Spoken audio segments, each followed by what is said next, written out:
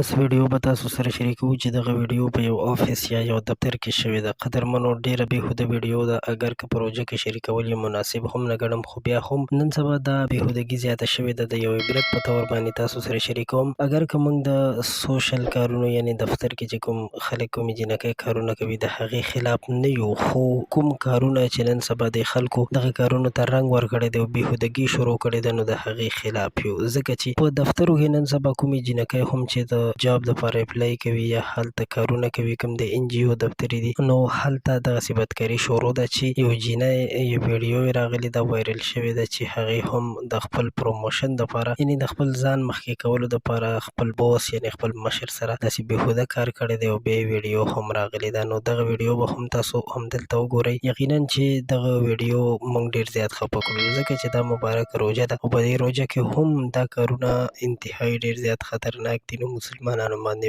ولې افتونه نه راځي، ولې په دوی باندې سختې زلزلې یا داسې کارونه نه کېږي چې د دوی عملونه ټیک نه دي. الله تعالی دې د ټولو مسلمانانو عملونه ښه کړي. دغه کومه جینۍ چې ده دا وایي چې د جاب دپاره مې اپلای کوله، نو د دې نه بیا دغسې ډیمانډ وشو چې که ته دا کار وکړې نو بیا به ستا ډېر زر جاب وشي او هلته ورته یاد دهاني هم ورکړل شوې وه، خو د دې عزت هم لوټ شوی دی. بیا د هغې نه پس هم دې ته نه نوکري ورکړل شوې او نه د دې هغه مجبوري سرته رسول شوې ده. نو په دې هکله باندې هم پکار ده چې هر یو کس چې دی خپل خور لور چې څوک هم د دفتر ته د کار دپاره یا څه د نوکرۍ دپاره اپلای کوي، نو پکار ده چې هغه سره خپل مشر وي چې دغسې کار ښکار نه شي. نو که تاسو ما سره متفق یې ضرور سره خپل نظر کمنټ کې شریک کړئ. په آینده کې به هم تاسو سره تازه ترین معلومات ویډیوګانې شریکېږي، نو زموږ چینل سبسکرایب کړئ.